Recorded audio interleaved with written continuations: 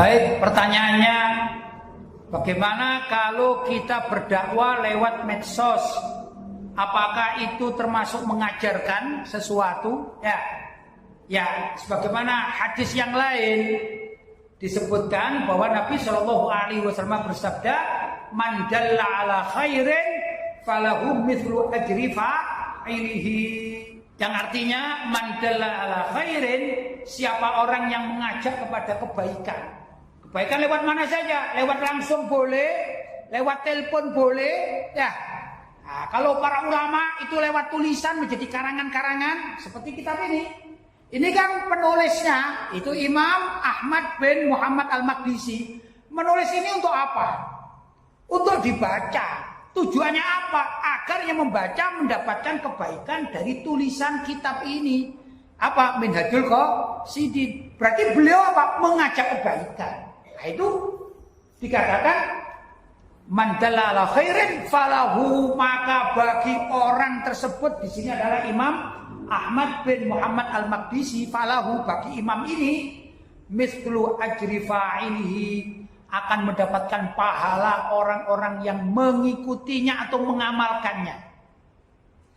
Kalau hari ini saya sebutkan 50 orang mengaji kitab Minhajul Qasidin hari ini, jam ini, di tempat ini, ya, maka Imam Ahmad Al-Maqdisi ini mendapatkan kiriman 50 pahala.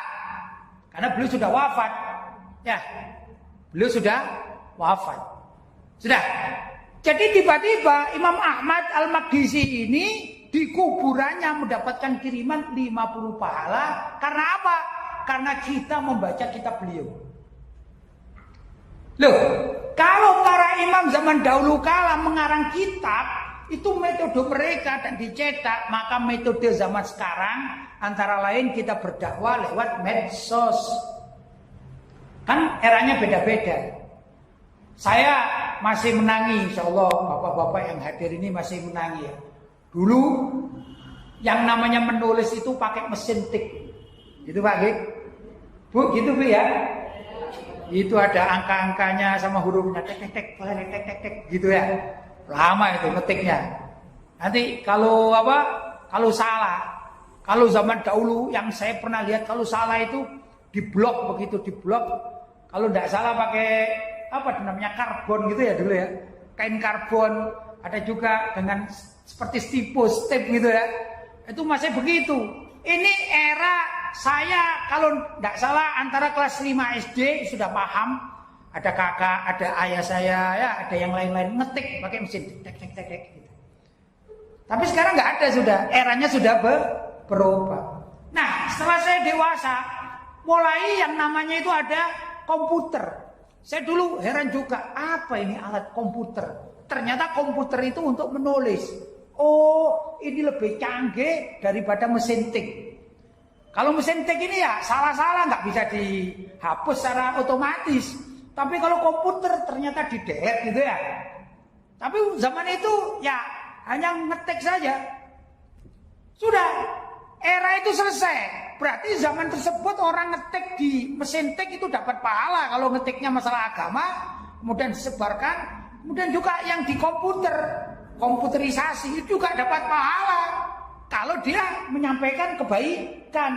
Nah, era berkembang zaman sekarang itu ya ada komputer tapi kalah canggih dengan handphone. Ya dah. Maka orang yang memanfaatkan handphone ini untuk mengajarkan kebaikan itu dapat pahala. Kalau saya menulis satu artikel, itu kan saya dapat pahala 1. Tapi kalau ada yang memviralkan sehingga dibaca 1000 orang, maka otomatis saya mendapatkan kiriman 1000 pahala di samping punya saya sendiri. Kalau saya sudah mati, ya, kemudian artikel saya itu tetap masih viral. Saya kan sudah tidak bisa mencari pahala lagi dengan amalan saya yang sudah mati. Maka kalau ada orang 1 juta yang membaca, tiba-tiba saya di mana? Di kuburan mendapatkan kiriman pahala 1 juta karena ada 1 juta orang yang membacanya begitu. Ya, kan itu adik-adik khususnya para remaja ini ya, manfaatkan handphone kalian untuk berdakwah. Tulis yang bagus-bagus. Sebaliknya, kalau menulis itu yang buruk-buruk, ya, dengan bahasa-bahasa yang tidak patut, yang dosa-dosa, yang jorok-jorok, mengupload gambar juga yang telanjang-telanjang, kok dibaca, dinikmati, dilihat oleh 100 orang, maka otomatis dia mendapatkan kiriman dosa 100 orang. Begitu, ya kan? Karena alamnya berbeda dengan alam zaman dahulu kala.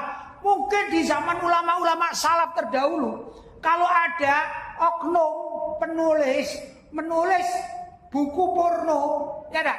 Dibaca oleh banyak orang, maka penulis buku porno itu yang ditulis zaman dahulu kala, misalnya ada, dia akan mendapatkan kiriman dosa. Kalau misalnya yang membaca itu ternyata jutaan orang, karena periodenya sampai sekarang. Seperti periodenya Imam Ahmad Al-Maqdisi ini kan sampai sekarang dibaca. Periodenya Imam Ghazali kan sampai sekarang dibaca. Ya dah, berapa orang kira-kira? Nggak terhitung. Nah, tulisan-tulisan yang berbau porno yang menyebabkan orang itu berbuat kemaksiatan, maka dia juga mendapatkan dosa kiriman sekian banyak orang yang membacanya. Itu yang bahaya kalau kita ngupload sesuatu, kemudian uploadan kita, postingan kita ini menyebabkan orang lain bermaksiat. Senang bermaksiat, maka kita tanpa henti-hentinya mendapatkan dosa kiriman. Naudzubillah min dzalik. Jelas ya?